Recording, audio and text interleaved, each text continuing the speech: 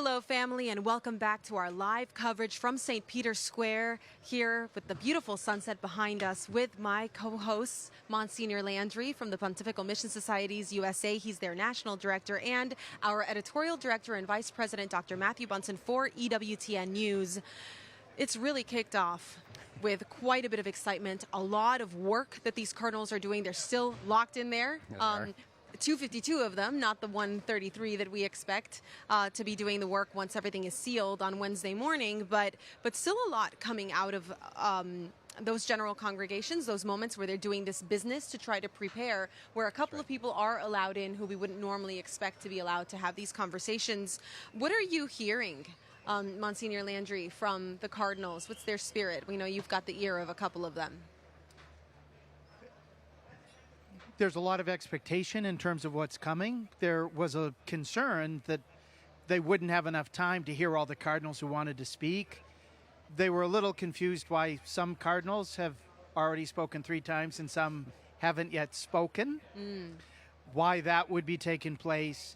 But they think that the discussions are substantive. They've been very moved by some of the interventions, some of the little speeches that were given, 5 or 6 minutes or so. But they're starting to feel the countdown interiorly because within 2 days they get sequestered in the Sistine Chapel and the Casa Santa Marta in order to do what they've been waiting ever since their nomination as a cardinal to be able to do for the church. We know, based on the Bollettino from the session this morning, that there were a number of topics, as they always do. One was on sort of evangelization of the church, which is something they keep coming back to, how the church can communicate. They focused, I noticed, very heavily, and we can talk more about that, on Dei Verbum, on the Word of God. It's a place of Scripture in the life of the church. They were also looking at, interestingly, the profile of a pope. And there were 2 things that jumped out. The first is, of course, they're looking for a pastor. So that could be an indicator, perhaps something against one of the leading candidates. We can talk more about that, too. But then also the idea, they said, of someone who believes that communion should be broadly open to people, so welcoming in. So we're seeing some of the same discussions play out here on the questions of the Eucharist and the questions of also communion and unity in the church. And my favorite factoid for the day was that they confirmed that on Saturday they did a lottery to see who goes where in which room in the Casa Santa Marta and also the Santa Marta Vecchia, because there are more cardinals and they actually have space in the new Casa Santa Marta. Can you tell our listeners and our audience, obviously watching us from around the world, a little bit about the Vecchia? Where did that come from? What's the history there? So there used to be this house called the Santa Marta, well before this new residence was built, and a few of those who worked in the Vatican apartments there. What's a somewhat well-known fact is that Archbishop Vigano, former nuncio of the U.S., was booted from there by Pope Francis after he started publicly attacking Pope Francis after he served as the nuncio in the U.S. He used to have an apartment there even when he was nuncio in the United States, and when he'd come to the Vatican, that's where he'd stay. And so the same guy who was raising a prophetic voice against any and all forms of corruption in the Vatican had kept this apartment, even though he wasn't using it except for a couple weeks a year when he would come for meetings here in the Santa Maria Vecchia. And so not only are there a few apartments in there, but there's also been the offices of the Commission Against Child Abuse throughout the church. And so Cardinal Sean O'Malley's office is partly there and partly down by the Pantheon. And so his team needed to move themselves out of their offices. And where desks used to be, there are now beds in order to house 5 of the cardinals who wouldn't be able to fit inside the Santa Marta Nova, we might be able to call it, the new St. Martha's. And do those 5 have to walk a little more than the others? Just a little bit. So literally, I've had the privilege to stay at the Doma Sancta Marta many times. I anticipate everybody's going to come in the same way, and there is a cancello, they call it, a gate that is locked with a pathway to the Doma Sancta Marta Vecchia, in which I think the cardinals are just going to be able to walk that way so that everybody's entering the same way all the typical security to make sure that there's no outside influence would be prevented, etc. That's what I anticipate is going to happen. So yes, there is more walking. Yes, just a little bit. Yes, I think it's an important point, just so everyone remembers that when you pull the short straw, it comes Right. with some consequences. Well, let's go back to the work that the Cardinals were doing this morning, obviously in that 10th session, and right now in the 11th session, where they're really getting in there to prepare to do all of the pre-conclave work, get to know each other. They're walking in. We've got some very intrepid journalists who go and take their pictures and try to catch and see if they're grouping themselves in one way or another, trying to get to know each other. The ones that we know are coming from the peripheries and may not have had access. It's a great joy to see them walk in together when you know someone from Mongolia who probably doesn't know the Cardinal from Chile. And they probably admire each other by reputation, but have never had that fraternal moment. So we did see some of that. Valentina Di Donato, who is one of our correspondents for EWTN News, was out there and did get the Cardinals to tell her a couple of things. Let's take a listen. The Church needs what is stated in the Second Vatican Council's Gaudium et Spes, the joy and hope of humanity, joy and hope of the disciples of Christ. I still don't know who I will vote for. For now, I don't know anything. This is the first time I am here at the meeting of Cardinals. We are discussing, we are listening to each other to have a real, a concrete idea about the new Pope. We cannot vote for someone who we don't know him. It's beautiful, so that's why I'm at peace. I'm sure that in the end, there's one we are meant to discover, and the Lord has already named him in his heart. That one we must discover, but among many beautiful and strong personalities. Algeria, Jakarta, Iraq, countries that are not very close to each other, but that same message, that uniting message of, it's my first time here, or please, we want to listen to the Holy Spirit, we're prayerfully walking into this moment. How do you receive that, Monsignor Landry? What do you think is what they want to tell us? Because the reality is they were told not to speak to the press. But they've noticed that several have been giving interviews, and so that loosens their lips in general. If others aren't playing by their man-made rules, not divine, they'll say some things that aren't revealing any of the stuff that's technically under oath about their business. They're talking about their own stuff in their own sort of perspective. I'd say two things. One, we should all be happy that they're approaching this not like a political convention, but they're approaching this as a discovery of who God wants, and that's exactly what we've been praying for them to do. The second is when they say at this point they really don't know who they're going to vote for, I'm wondering when they're going to come. I hope it's not at the last second when they actually sort of check if their pen works and they're writing down and coming and folding it in two and about to put it With their Pontifical Mission Society's pen. Well, some have the Pontifical Mission Society pen, and everybody else is going to be envious. That's very true.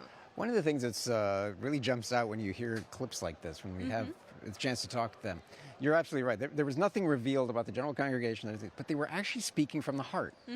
It was rather moving. 108 of them were named by Pope Francis. That means 108 of them have never been through this experience That's before. right. We know they don't know each other, and that was noted here too. But also this idea that there's a certain trust here that God, as he says, has written this in some ways, but we also still have to cooperate. And then that idea too of, I haven't decided who I'm going to vote for. In some ways, I think they're also waiting to the very last moment to hear every possible perspective before they go into that. And I think they're going to do it prayerfully.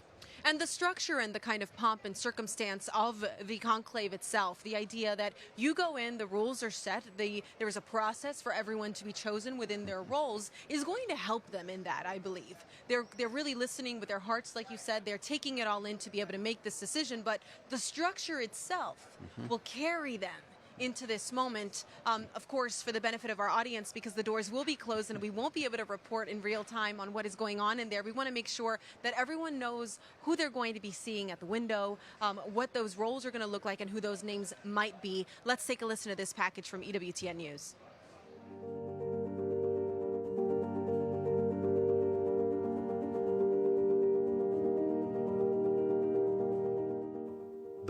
conclave, from the Latin cum clave, which means closed with a key, evokes in our minds images of an orphan church that expectantly awaits the name of who will be the next successor of St. Peter.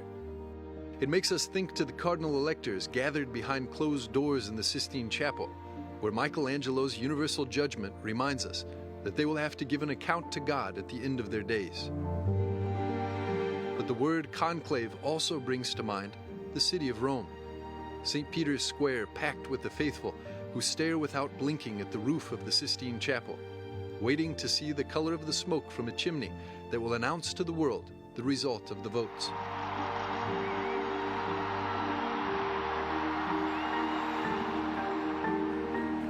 Well, throughout the history of the Church, the election of pontiffs hasn't always been this way. In fact, until Pope Gregory X, successor of Peter number 184, the conclave as we know it today didn't exist. Some analogous form of enclosing the cardinals to elect the Pope had happened on some preceding occasions, always because the king and the emperors in Europe tried to apply pressure so that their favorites or those who favored them would be elected.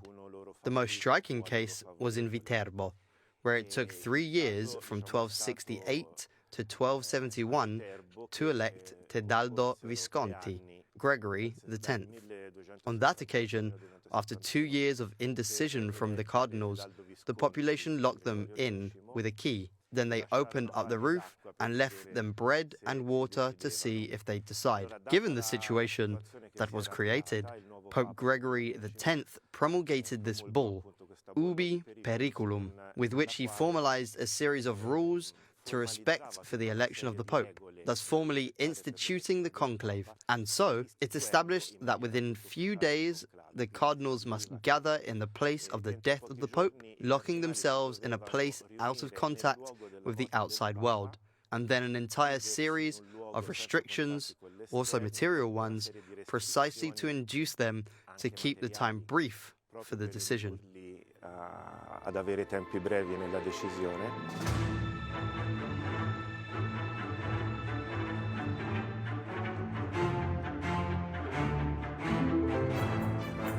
But who was Tedaldo Visconti from Piacenza, and how did he become Pope Gregory X? Gregorio X, al secolo Tedaldo Visconti di Piacenza. Gregory X, then Tedaldi Visconti di Piacenza, was elected in 1271, which we could call the proto-conclave at Viterbo. His body is buried inside the cathedral.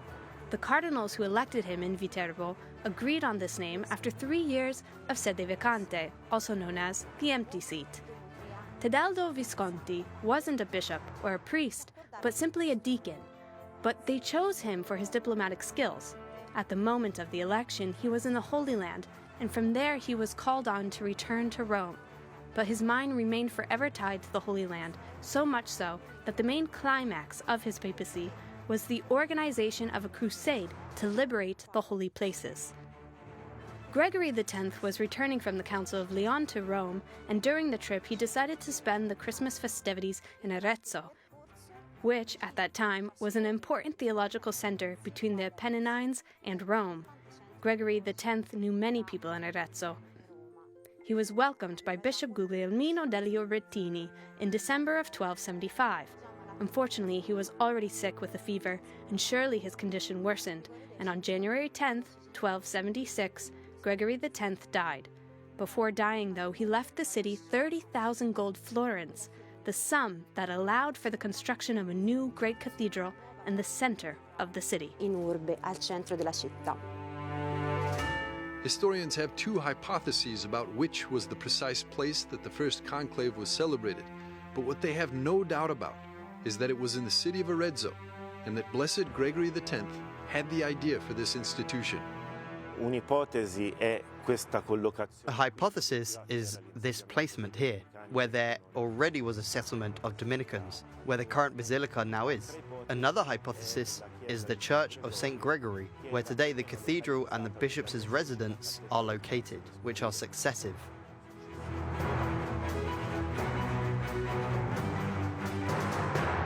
Today, the body of Blessed Gregory X lies in the Cathedral of Arezzo, built thanks to the generosity of the very same pontiff, who from simple deacon in the Holy Land was called to Rome to occupy the Petrine See as the successor to St. Peter and head of the Universal Church.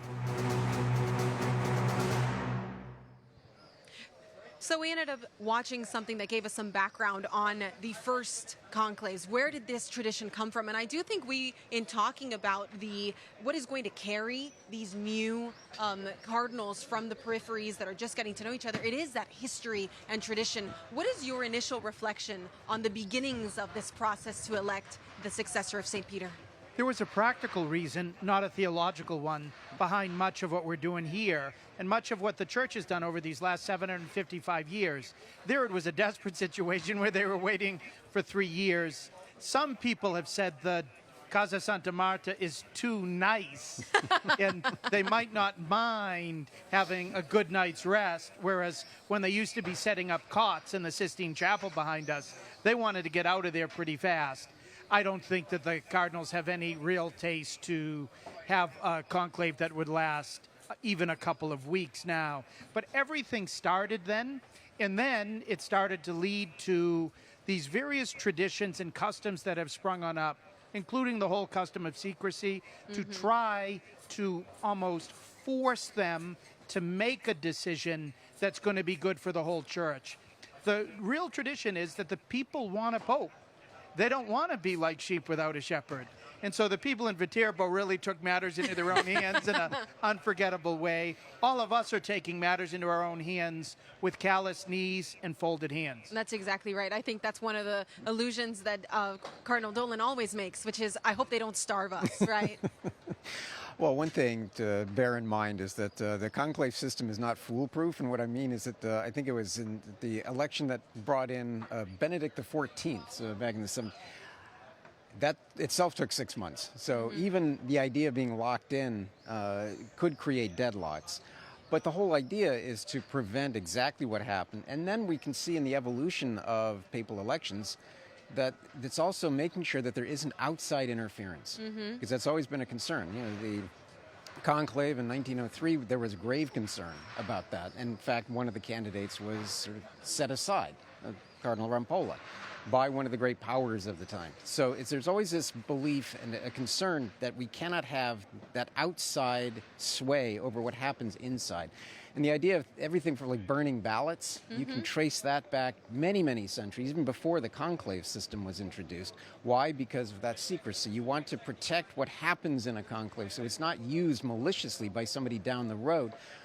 This is an era, too, of anti-popes, where emperors and kings would set up a rival claimant who had no legitimate claim, but they might then be at risk of having some of these discussions in a conclave used against a sitting pope. Which is something that I think comes into modern times with governments trying to set up their own churches and nominate their own bishops. Right. So an interesting kind of contrast. Nothing is ever really new, is it? That's right. Ever ancient, ever new, even in the bad stuff. But that common language, like you were saying yesterday, Monsignor Landry, Latin, why it's so important, why it keeps us rooted in this tradition, why it also gives us a common language for all of them, with all of the languages now especially expanding the places that they come from, giving them a common language to pray in. Why is that so significant?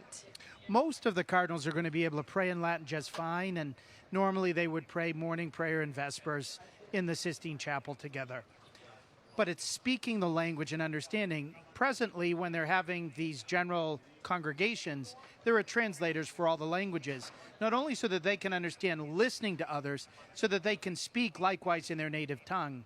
Once they get inside the Sistine Chapel, there are no translators. If you're not understanding Italian, or you're not capable of speaking in a language that others understand, you're at a notable disadvantage. And so one of the things that takes place is they lean to the left or they lean to the right, and they say, can you help me? And so what is being stated live has got to be translated for them. Eventually, we need to look at that. I think it'll stabilize itself over the course of time. We're still in the transition from everyone mastering Latin to a situation in which most are coming without many years of Latin. And so there is going to be a need for a common language. It's probably going to be Italian. English and Spanish are likewise contenders. And if somebody would know those types of things because of preparation, then it's going to be much easier to manage all of these things well and leave the Sistine Chapel onto the Loggia della Benedizione as a potential pope who's able to speak in the mother languages of so many of the Catholics throughout the globe. Which we know is so important. Well, Matthew, one of the points that I would like for you to clarify is the undue influence of the previous pope. You're getting a lot of rumors coming here. One was about the conclave start moving, which we know was not something that was discussed today. It was not in the minutes from the meeting. I don't believe it will be in the minutes from the 11th session, which will close shortly. But the idea that we are starting on Wednesday, and also that Pope Francis didn't set things up to ensure continuity with his beliefs. Correct. On the one hand, you can say that, yes, he has left his mark very clearly on this conclave. Certainly. 108 of these participants were appointed by him. So his mark is there. But the idea, a la the movie Conclave, that somehow the dead pope is reaching from beyond the grave, having orchestrated very carefully the election of his successor, it simply isn't the case. There is a somewhat, it's not crass, but they always say that nothing is more dead than a dead pope. And what they mean by that is that when the pope has deceased, the church mourns him, but now we're moving on in the sense of finding his successor. And it's a reference, too, to the fact that the influence of the deceased pope can reach, but not in the way that people are certainly suggesting. Rumors about that are simply not true. In part, it's also a grievous insult to the members that he picked and all the members of the College of Cardinals, that somehow they can't think for themselves, that they can't prayerfully discern who should be his successor. Absolutely. Pope Francis cared way more about his funeral and changing some of the rituals with regard to how he would be buried, what would happen in the funeral mass of a pope, than he did about putting his fingerprints on the constitution that governs what's happening here. He didn't change it at all. Right. He trusted that the men that he had chosen and that his predecessors had chosen would do just as they did in 2013, just as they had in 2005, just as they had in 1978 and beyond. And so that is a big sign from the Holy Father that if he trusts them, the whole church should have a certain basic confidence. That's right. And there were rumors that he was planning to do some changes to the way that the general congregations were going to be handled. That didn't happen. He could have reverted back to the rules of 2005, where after a certain number of votes, you have a simple majority. No, he stuck with the 2/3. So if there's any truth at all to the idea that he's trying to influence this, that would have been the place to start. He was way more interested in some of the roles that he gave to women, I think, which were last-minute changes right before he went into the hospital, and one from the hospital. Yep. And I do think that it was interesting to see him reappoint some of the people who had been in the previous conclave. So let's take a look at the continuity there then. Who are these individuals who are leading in one way, some chosen by chance, by lot, right? Yes, Some exactly. chosen by the majority of their brother cardinals, and some certainly appointed by Pope Francis. After the death of a pope, the overall care of the affairs of the church falls on the College of Cardinals, currently 250 men aged 45 to 99. But to those under 80 falls the task of voting for the successor to the chair of St. Peter and announcing it to the world. The choreographed processions of oaths, rituals, and ballots is executed by cardinals appointed previous to the Pope's passing, chosen by fellow cardinals, or drawn by lot. The first and most visible role is a Cardinal Camerlengo, the administrator of the Church's temporal affairs during a sede vacante. The current holder of the office is the Irish-American Cardinal Kevin Farrell. As the caretaker of the day-to-day operations necessary to continue running the Vatican during the Interregnum, he verifies the Pope's death, seals his apartments, and organizes the funeral rite. While this role is significant in managing finances and executing logistical preparations for the conclave, it is not a role that plays a significant part once the doors of the Sistine Chapel are closed. The Camerlengo does not assume spiritual leadership, but works with other officials to ensure everything is in order for the election. Another significant pre-conclave role is that of the preacher to the conclave. That task falls to the Capuchin Cardinal Raniero Cantalamessa, the emeritus preacher of the papal household. He will deliver the pre-conclave meditation to help cardinals reflect spiritually on their responsibility and would typically be a non-voting figure at 91 years old. Cardinal Cantalamesa's role ends on Wednesday afternoon. Elected by the most senior cardinals of the college and confirmed by the Pope, the Dean of the College of Cardinals is first among equals. The current holder, Cardinal Giovanni Battista Re, presides over the pre-conclave meetings called the General Congregations, leads liturgical functions including the Mass for the election of the Roman Pontiff, now scheduled for Wednesday morning. Were he under the age of 80, he would ask the newly elected Pope if he accepts the role of Pontiff and what name he will take. But since Cardinal Re is 91, that task falls to the Vice Dean, who would execute that function as well as assume Cardinal Re's role in the conclave. That brings us to, up next in significance, the Vice Dean of the College. The Vice Dean is appointed as a fallback in case the Dean is unable to perform his duties. While Cardinal Leonardo Sandri is a current member elected to the role, he is 81. So now it will be Cardinal Pietro Parolin, the Vatican Secretary of State, who is responsible for presiding over the work of the conclave. He would otherwise play a quiet advisory role behind the scenes. If for some reason Cardinal Parolin is unable to perform this duty, the next in line by seniority among the cardinal bishops is Cardinal Fernando Filoni. The largest and most significant group is that of the cardinal electors, or the voters. All cardinals under the age of 80 are eligible to vote. They swear an oath of secrecy and are secluded until a pope is elected. As of now, 133 of the 135 eligible electors will play the primary role of discerning and electing the next pope. After Mass is celebrated, the body of electors processes into the Sistine Chapel and the doors are ceremonially locked. Oaths are taken and the voting begins. Voting is run by 3 sets of election officers. These specific voting-related roles are assigned by lot. Each voting session begins with the preparation and distribution of paper ballots by 2 masters of ceremony who are among a handful of non-cardinals allowed into the chapel at the start of the session.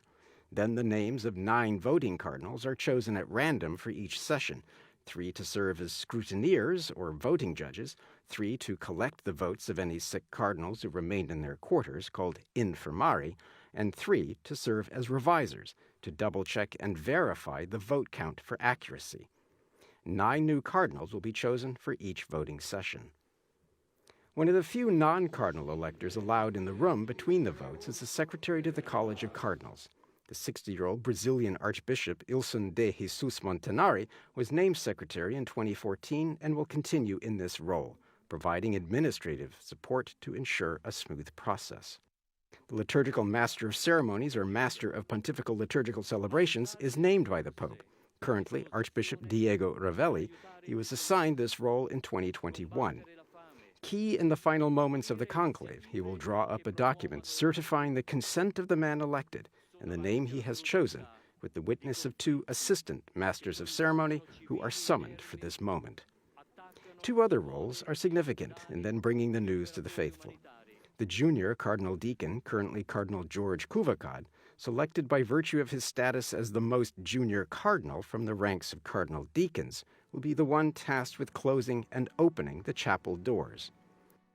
And then, the proto-deacon, the role held by Cardinal Dominique Mamberti, the senior cardinal deacon of the college. He has the task of announcing the name of the new pope, who then gives his blessing to the people, the city, the church, and the world. For EWTN News, in the Vatican, I'm Matthew Bunson.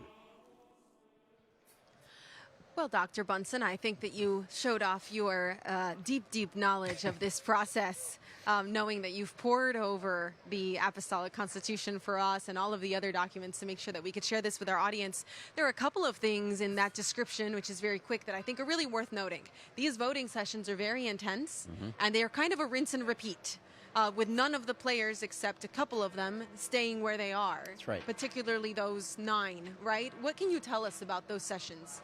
Well, each voting session, so there are 2 sessions each day, 2 in the morning, 1 in the morning, then 1 in the afternoon, with 2 votes each, until you have somebody who can reach the 2/3 supermajority. After the first session, the scrutineers and others keep that job. But then, for the afternoon session, it starts all over again.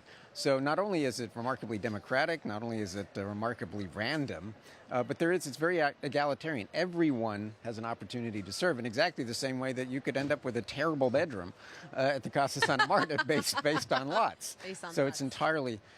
The thing about the University de Medici Gregis, however, the document that oversees this, is it is granular in its detail. It seemed to have tried to anticipate every possible weird scenario that can happen, from ballots that might be folded incorrectly or an extra ballot was tucked in there. But it's very clear that a great deal of thought went into this process of trying to make this as fair as possible and also within the body as transparent as possible. The backup for the backup seems to be something that is really consistent in this process. You see that they want to make sure that everybody knows that it's fair.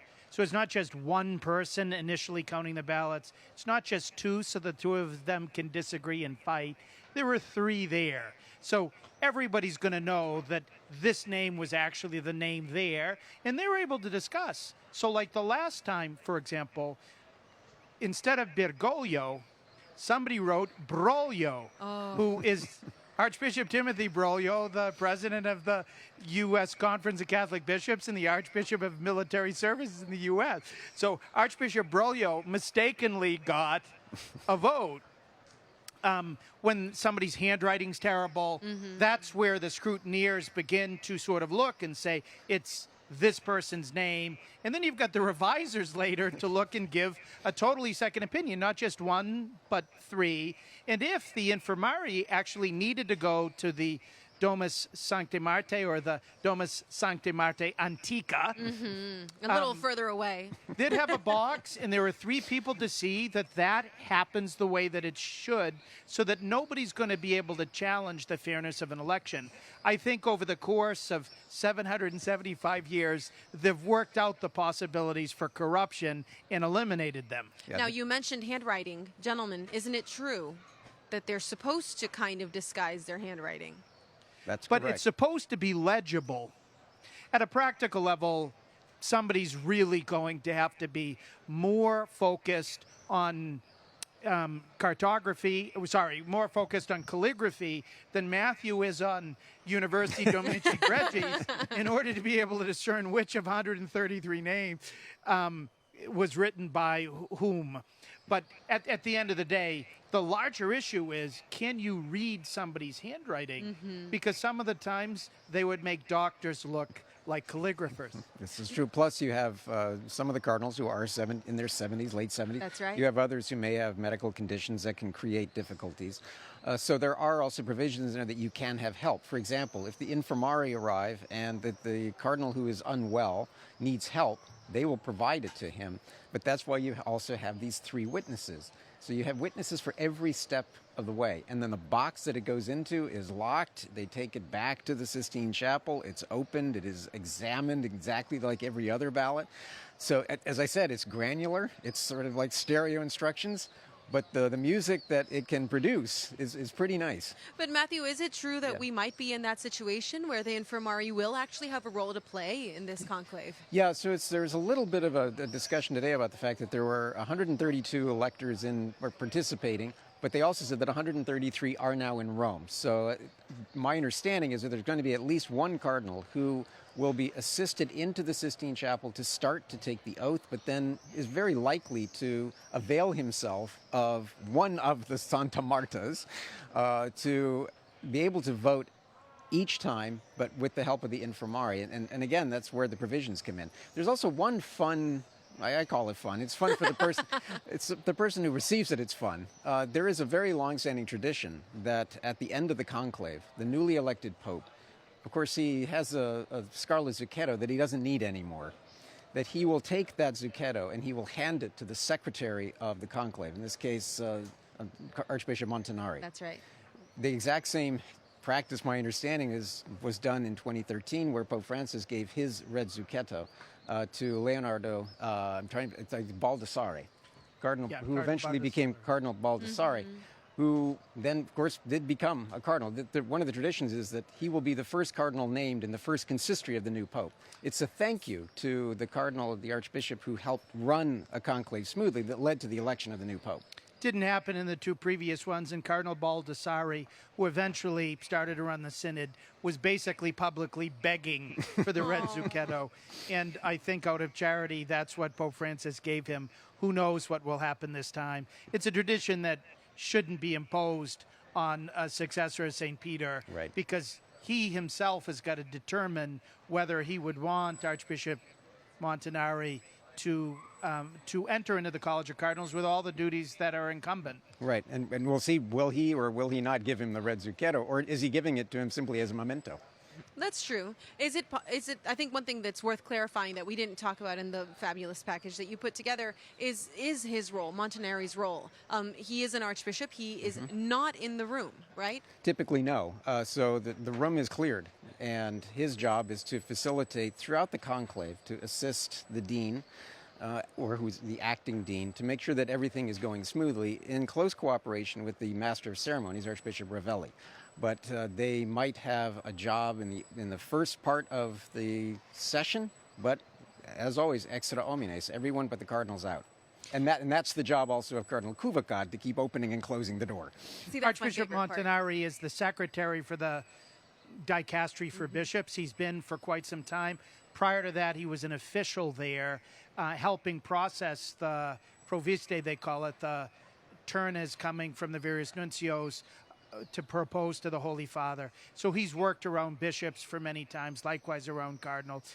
And that's a normal thing where the number two at the dicastery for bishops is often the secretary for the conclave. It's interesting. I do think the opening and the closing of the door, though, is pretty important. It seems like a job that wouldn't be significant, but it is when you have this much going on and you want someone who's really going to pay attention to who's coming in and out of those doors. So the junior deacon not only has the privilege to do that, but he also is the trash keeper. A couple nights ago, I was with the one who filled that role in 2013, Cardinal James Harvey, the archpriest of St. Paul outside the walls here, a native of Milwaukee. He was the youngest, or the junior cardinal deacon at the time. And so in addition to doing door duty, he was the one who would go around and pick up sort of the loose trash beyond the ballots, right? So beyond the valid ballots. And so a 52-year-old cardinal from India has that duty. He was in charge of the papal trips, and so often he might have to pick up what was left in the residences or on the planes, and so hopefully he'll do it with a smile. And we'll have a lot of opportunity to dig more into the functioning and how every vote is handled. But you're right. Even the notes are supposed to be collected. There's an official record that is kept that only the Holy Father can see, the next Holy Father can see. But there's trash. You're supposed to pick it up, and that gets burned with the ballots for each session, too. So maintaining that secrecy. Well, Matthew, the backup for the backup. There is a rock star of backups right now. It's Cardinal Parolin, right? That's right.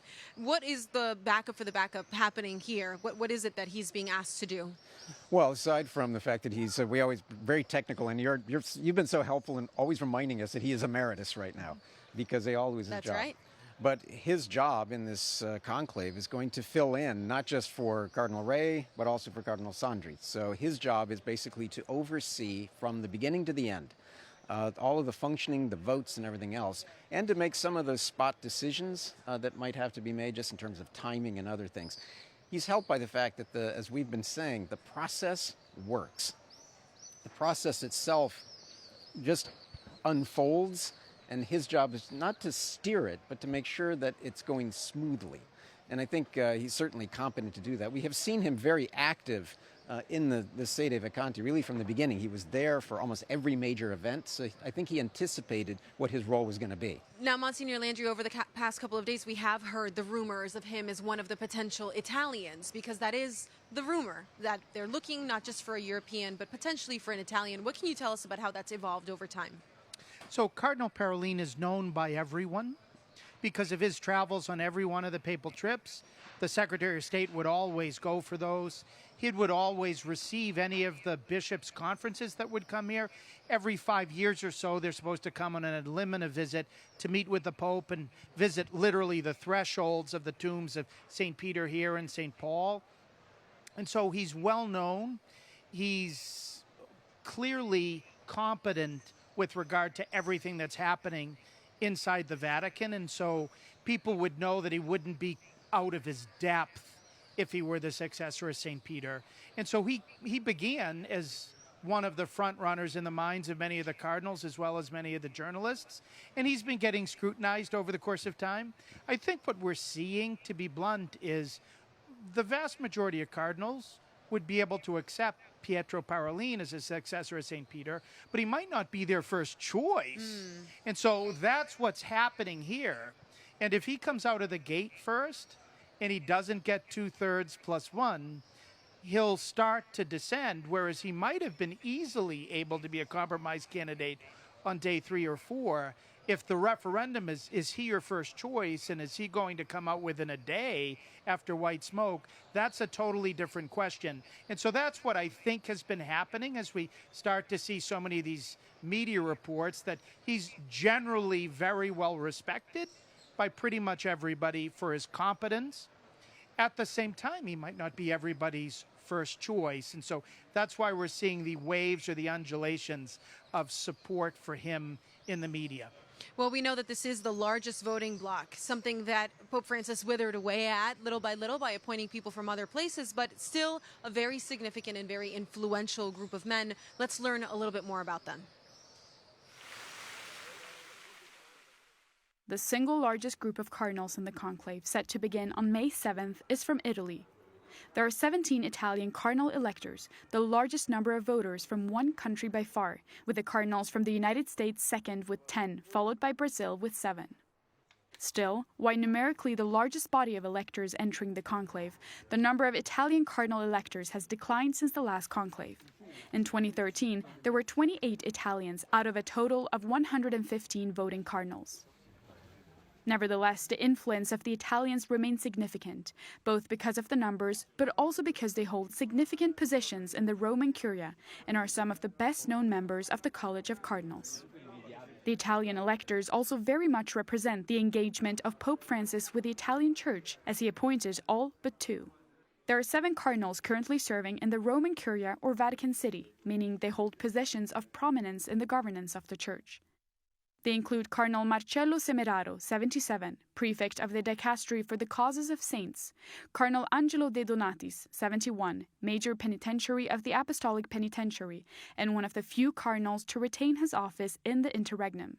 The 60-year-old Scalabrinian missionary Cardinal Fabio Baggio, Undersecretary of the Dicastery for Promoting Integral Human Development, and the 59-year-old Franciscan Cardinal Mauro Gambetti, Archpriest of St. Peter's Basilica, best known for his involvement in the 2021 restrictions on private masses and also the celebration of the traditional Latin Mass in the Basilica.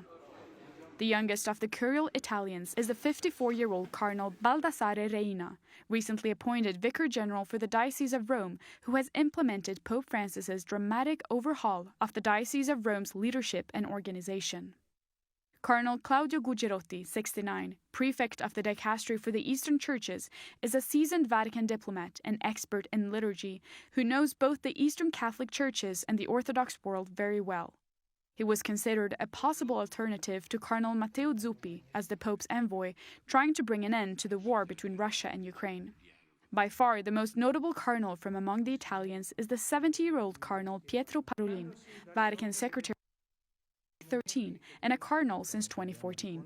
Parolin is ranked among the strongest contenders to succeed the late Holy Father and will be the most active member of the cardinal bishops in the conclave. He is not without his critics, however, and has received sharp criticism for the deal between the Holy See and Communist China and the appointment of bishops that has been violated repeatedly by Beijing. 2 others are connected closely to the Holy See in their offices. The first is Cardinal Mario Zanari, 79, the Apostolic Nuncio to Syria, and the other is Cardinal Fernando Filoni, also 79, the Grand Master of the Equestrian Order of the Holy Sepulchre of Jerusalem, and a Benedict XVI appointee as cardinal. Both are respected diplomats, and Filoni is especially known internationally given his years in service around the globe. His tenure as the prefect of the then Congregation for the Evangelization of Peoples, overseeing the Church's massive work of evangelizing all the corners of the globe, and as Grand Master of an order of knights and dames with 30,000 members worldwide.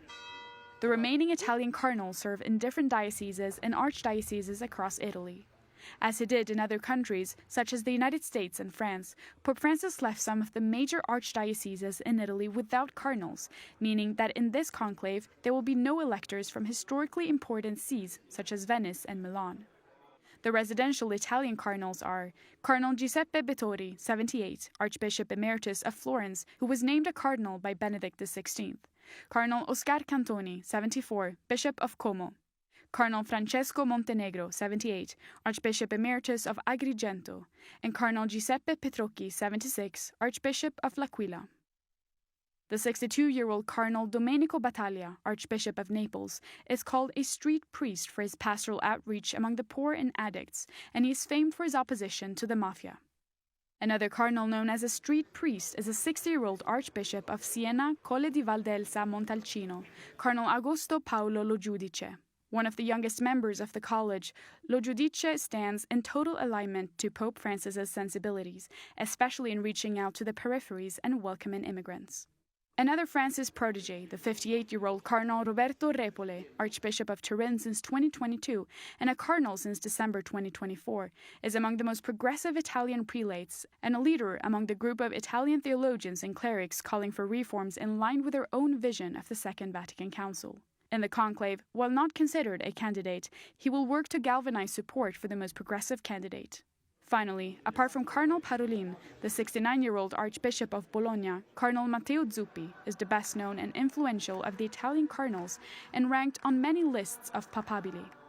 President of the Italian Bishops' Conference and well known globally for his role as the Pope's envoy for peace in Ukraine, he is viewed as a politically astute moderate, but who also stands firmly in the camp calling for continuity with Pope Francis's vision for the Church. At the Vatican, Benedictia de Grian for EWTN News.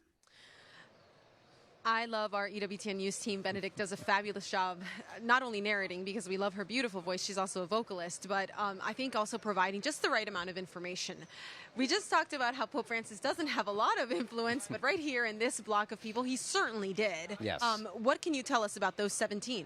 Well, the fact that he named all but 2. So this was a pretty clean slate of Italian cardinals representing certainly his vision for the Italian Church, and the see change was significant. As we noted, too, that some of the major sees, including Milan, there is no cardinal here from there. So that is in keeping with Francis's tradition of bypassing major sees. Some he's appointed from major ones. I think of Turin, for example. But that mark is very distinct. The other thing to note is how young many of these cardinals are. We talked about Roberto Repole from Turin, who is a theologian. He's in his late 50s, so he's going to be in the college for a very long time. Something that we saw over and over again, whether they were Italian or not. Monsignor Landry, though, when you think about the opportunity to name a cardinal, it's a little bit like a Supreme Court justice. You know, you can't just name them because you feel like it, or I guess you could fire them, but not really. Is it just Providence, too, that allowed for this kind of a sea change? Pope Francis himself was strategic in what he was doing, and occasionally he was a little bit whimsical. He had never really had conversations with some of them, and they're only finding it out when their WhatsApp and their messages are going wild when Pope Francis reads their name after a Regina Caeli or after an Angela. In Italy in particular, as Bishop of Rome, he took his leadership responsibilities very seriously. So he wanted to influence the Italian Bishops' Conference very much. So he has the right to appoint who's going to be the head of the Italian Bishops' Conference, unlike in other places in the United States, for example, where the bishops elect who's going to be their president. The Pope appoints the president here. He also appoints his assistants to run it. And he did so wanting specifically for his idea of synodality to become a reality here in Italy. And a lot of his appointments were those who would agree with that notion of synodality, which we've talked about already on our program. Pope Francis, here in Italy recognized that as the church in Italy goes, there's an enormous influence all across the globe. And so he dedicated a lot of his energies to trying to reform, would be what he would have said, the hierarchy here in Italy. He combined a lot of dioceses into one because he thought that there were too many bishops. But then he focused on who the bishops were, and then he focused on who the leaders among those bishops were, and then finally who the cardinals were. It is unbelievable that we're going to have a conclave in which there's no cardinal from Venice or Milan. Those two sees have provided so many recent popes, and they're probably both in mourning, much like those in Philadelphia and Detroit and Baltimore. Yeah, and Mario Delpini up in Milan was a Francis appointee. Yep. So it's fascinating. I think that is remarkable. Again, that change, the change of influence, the change of tradition in some ways. Certainly, I think if you mentioned Philadelphia, we've had plenty of people, part of our live coverage, who have mentioned that they are in mourning for their lack of influence. But I think well represented by the group of 10 that are here now. When we think about those who are Italian, there's also such a thing as Italian adjacent, I would call it. Those who were either born in Italy but appointed to a really prominent place outside of Italy, or those who have Italian heritage speak Italian very well, have a fluency within the society and the culture that would allow them to really speak into this moment. Obviously, I'm thinking of the newly made Cardinal Leo out of Toronto, who is Italian and speaks beautiful, beautiful Italian, comes from Italian immigrant parents, as well as Marengo, who obviously is very young and out in Mongolia, but a cardinal who is, again, very much here. And, of course, the much talked about Cardinal Pizzaballa, who I don't think needs 50 more introductions. What can you say about those who are adjacent? Is it their youth that will disqualify them? Yeah, I think the main thing you hear about Cardinal Marengo and Cardinal Pizzaballa and Cardinal Leo is that they're too young. It would be a question of whether the conclave, whether the cardinal electors would want to elect someone pope who could be pope for 32 years. You know, Pius IX was pope for 32 years. Many would say he had a pretty good run as pope. St. Peter, 34 years. Yes. John Paul II was 58 at the time of his election. That's right. He reigned for 25 years. Now, you also have to be careful what you're assuming, because Gioacchino Pecci was elected in 1878, took the name Leo XIII, and literally buried every one of his electors save one. He was pope for 25 years and died at the age of 93. So the idea then that someone is a Papa de Passaggio, as they say, someone who's going to be around just for a few years, you have to be very careful about making too many assumptions. In much the same way that they assumed that Pope Francis would be around 5-6 years. No, he was here for 12. Well, age certainly matters, and you've got two 79-year-olds, Filoni and Zanari, who haven't really been talked about very much, but in my mind are worth discussing. Maybe if they're looking or thinking about a little less permanent of a change, something of a transition papacy, as some have called it, those would be worthwhile candidates. What can you tell us about those two? Yeah, well, Mario Zanari is nuncio to Syria, one of the hardest posts anywhere. And I know, Father, you can talk a lot more about that. Certainly in that eastern realm we've discussed quite a bit. Exactly. Who has been nuncio under the horror show of Syria. Cardinal Filoni was in Iraq during the worst years of the the fall of Saddam, and then was brought back to Rome. Zanari is somebody who, while not necessarily considered papabile, gives connections to the nuncios who are here who are cardinals, and also can speak to the Middle East in a way that others simply don't have the authority to do. Filoni, in his many different roles, knows the Middle East, but now he also knows the global church, the missionary church, and, as was mentioned in our coverage tonight, because he's now also Grand Master of the Order of the Holy Sepulchre, he has that deep personal tie to the Holy Land, but also to the 30,000 members of the Order worldwide. So he travels extensively. How he finds the energy is just a fascination to me. But again, he has those ties, so his name has certainly been in the Italian press. I've been reading a lot about him in the Italian newspapers and elsewhere. Is he papabile?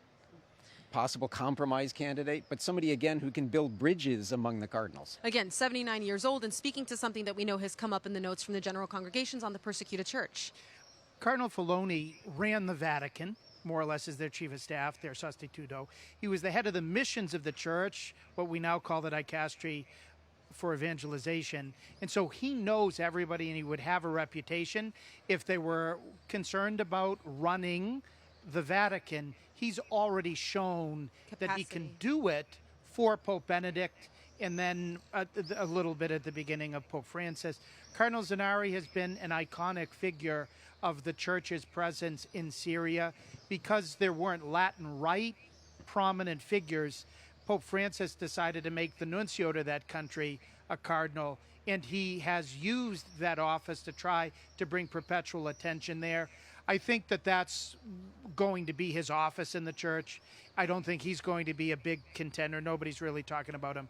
But Cardinal Filoni does get some mentions if the election goes late, of someone who has demonstrated knowledge of the Church's situation across the globe, capacity to be able to lead. The only thing, like me, he's so short. Well, Monsignor Landry, 10 years there. Junior, though, is Cardinal Zuppi, right? What can you tell us about him? Cardinal Zuppi is one of the friendliest cardinals in the whole college. He was a pastor here in Rome of the very vibrant parish of Santa Maria in Trastevere, this side of the Tiber River. He's a member of the Sant'Egidio community that's not only very close to the poor, but also that's been involved in various international negotiations, bringing peace to certain countries. He was Pope Francis' legate, as we heard in the report, to try to bring about peace between Russia and Ukraine. So he is a person whom many on the progressive side look to because of his association with the Sant'Egidio community as a real hero already. He likewise has made some outreaches even to the traditional Catholic community, offering to celebrate traditional Latin masses and things like this. So he is someone who always catches attention because he's got such a loud personality and such great capacity. And so many of the more progressive cardinals and newspapers constantly keep Soups, as his name would translate in English, before everybody's eyes. Do you have any other reasons, Matthew, to believe that he would be someone who is actually a contender, or should we kind of lower him on that list? I think he is so prominent within the Italian Church, president of the Episcopal Conference here, but also somebody who has been clearly tapped by Pope Francis. We have Francis's close ties to the Sant'Egidio community, which is also very influential in Italy and beyond, 70 countries they're in. But then the fact that Pope Francis chose him as his personal envoy to try to bring peace in Ukraine, rather than leaving it in the hands where it would traditionally rest, which is the Secretary of State, that's right. Cardinal Pietro Parolin. So it was a statement of trust on the part of Francis to Zuppi. It's also in some ways, and some have interpreted it as a kind of insult to the Secretary of State. But Francis liked his own diplomacy, and Zuppi was his guy. So if you're looking for somebody who is deeply in continuity with Francis, he's your man. Now, quickly, we know that we talked about Pope Francis as the Bishop of Rome and how that local chatter really does matter, how the Roman citizens, those here every day, also their eyes and ears and what they comment really matters. Does he have a certain reputation here? He does, but what's interesting is that when you look now across Italy, you have a number of former auxiliaries who are here, former priests who are here, street priests, the type of priests that Francis really liked. So they're occupying a variety of sees, so they too have a certain connection. We have to note very quickly too, Cardinal Reina, who is the vicar here, Francis completely demolished the structure of the Diocese of Rome and rebuilt it. And that is worth noting, in part because it cost Cardinal Angelo De Donatis his job as vicar, but in his place was somebody who Francis also trusted. Now, I don't think Cardinal Reina is going to be papabile, but he's emblematic, I think, of Francis's approach to things, of really leveling things and rebuilding them in exactly the same way that he largely has done with the Italian Episcopal Conference and with the structure of the Italian Cardinalate here. Well, we'll certainly dig into that a little bit more tomorrow when we continue our live coverage here from St. Peter's Square and start talking about our last group of cardinals, the cardinals from Canada, and then get into the rules around the conclave, how those votes are actually going to function to prepare for our live coverage on Wednesday of both of those voting sessions and that opening Holy Spirit Mass for those who believe that this is just a horse race. It certainly is not. It is a praying moment for our church where we're going to call on the Holy Spirit, that last moment for the laity to walk in and pray with the cardinals before they're sent off and sealed into the Sistine Chapel.